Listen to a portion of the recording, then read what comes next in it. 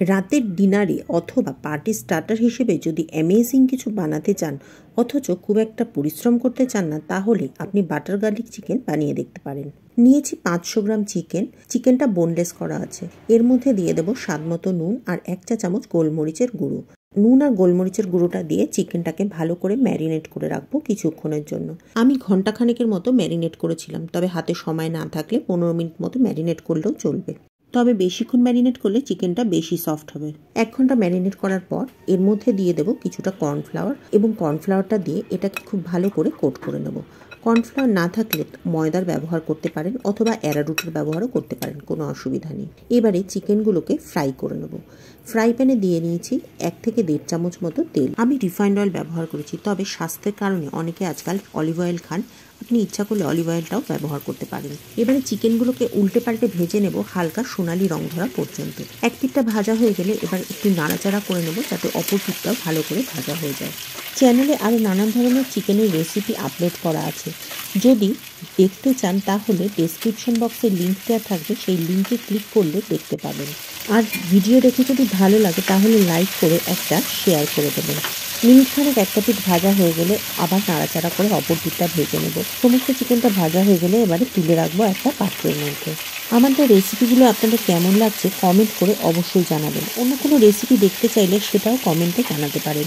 চিকেনগুলো তুলে রাখা হয়ে গেলে পরে এই একই প্যানের মধ্যে দিয়ে দেবো 1 চামচ বাটার। আমি 1 টেবিল স্পুন বাটার ব্যবহার করেছি।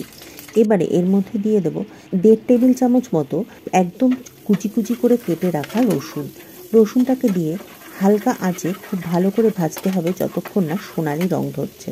এটাতে মিনিট 2-3 সময় লাগবে। হালকা আঁচে ভাজবেন, বেশি আঁচে দিলে কিন্তু রসুনটা পুড়ে যাওয়ার সম্ভাবনা থাকবে। রসুনের লাল রং ধরতে শুরু করলে এর মধ্যে দিয়ে দেবো একটা ছোট সাইজের একদম মিহি করে কুচিয়ে রাখা পেঁয়াজটা দিয়েও পেঁয়াজটা ততক্ষণ ভাজবো যতক্ষণ না পর্যন্ত পেঁয়াজে হালকা সোনালি রং ধরছে।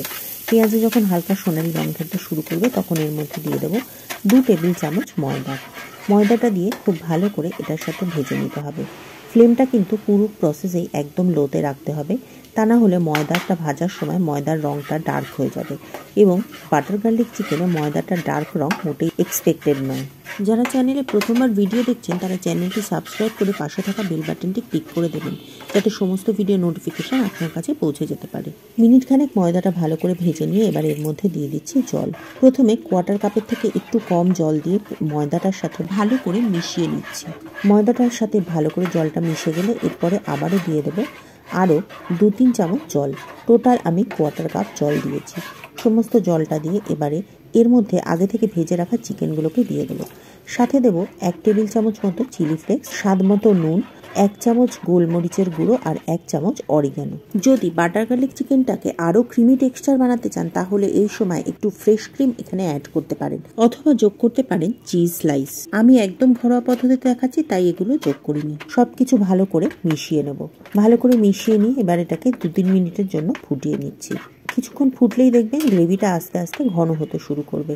যখন দেখবেন ঘন হতে শুরু করছে সেই সময় আমি আরও একটু বাটার দিচ্ছি।